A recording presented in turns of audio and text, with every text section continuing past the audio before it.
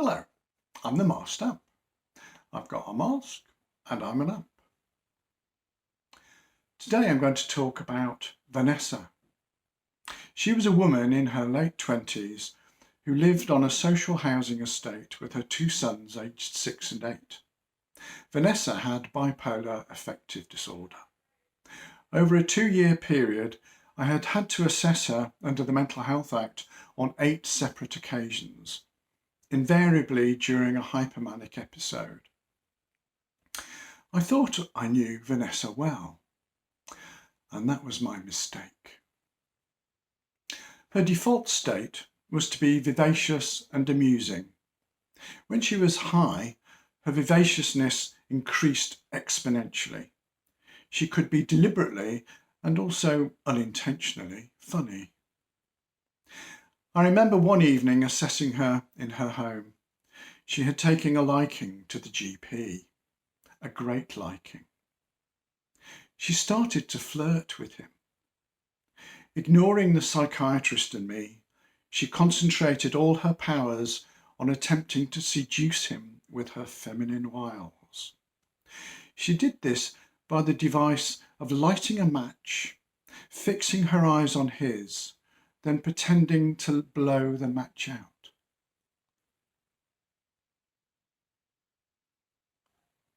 Her lips quivered seductively on the point, the very cusp of extinguishing the flame. Her breath would cause the flame to tremble and gutter, but then, teasingly, she would desist, allowing it to burn a little longer, narrowing her eyes a little as she gazed into the GP's own perplexed and startled eyes. She repeated this with increasing levels of salaciousness, and finally, at the moment when the flame was about to reach her fingers, she extinguished it with a pout of her lips.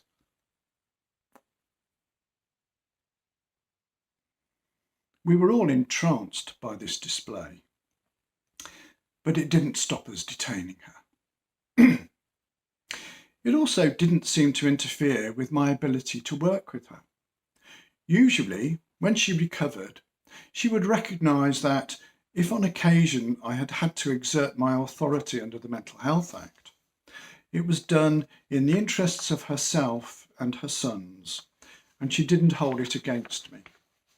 The sons were always looked after by her mother or another relative.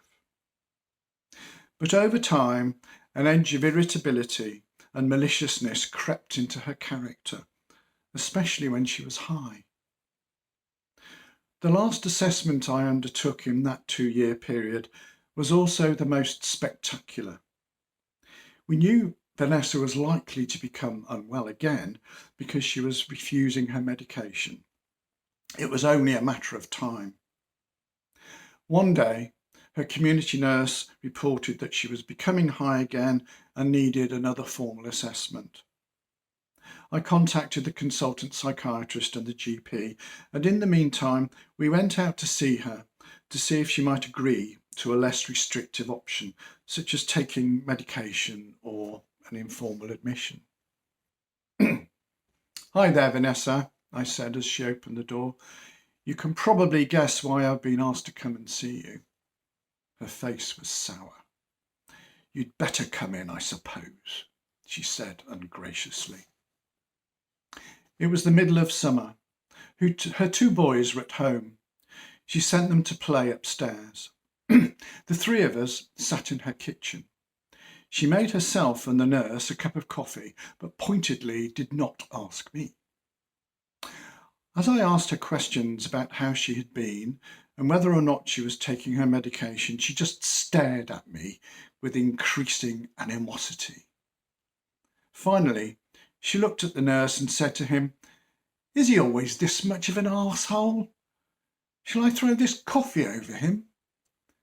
"Actually, Vanessa, I wouldn't do that," the nurse said supportively.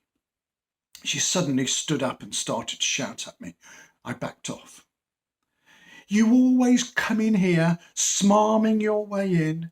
Then you put me in hospital when there's nothing the matter with me. I know your fucking game, mate. You're trying to get my kids, aren't you? I tried to reassure her, but she wasn't having any of it. She left the kitchen and went into her living room. I followed her, cautiously. I'm going out for some fresh air, she shouted. I can't stand the stink in here. She went out of the patio doors into her back garden. The nurse and I, very cautiously, followed her.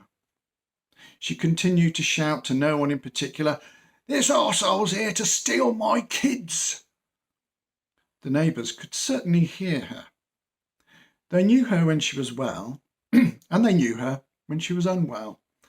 They knew something interesting was going to happen. Down the terrace, in either direction, I could see people bringing out their deck chairs and leaning out of upstairs windows in order to get the best vantage point of the spectacle to come. I didn't really like conducting an assessment with such a large audience. "Let's go inside, shall we?" I said calmly. "You don't want everyone watching, do you?" Vanessa did not like this suggestion at all. She suddenly launched herself towards me, arms flailing. She proceeded to box my ears, punching me hard on either side of the head and knocking my glasses into the grass. I backed off while the nurse grabbed her from behind and pinned her arms to her sides, giving me a chance to find my glasses. "Leave my kids alone," she shouted, her arms moving uselessly as the nurse attempted to restrain her. "Leave our mum alone," her boys shouted at me from the upstairs window.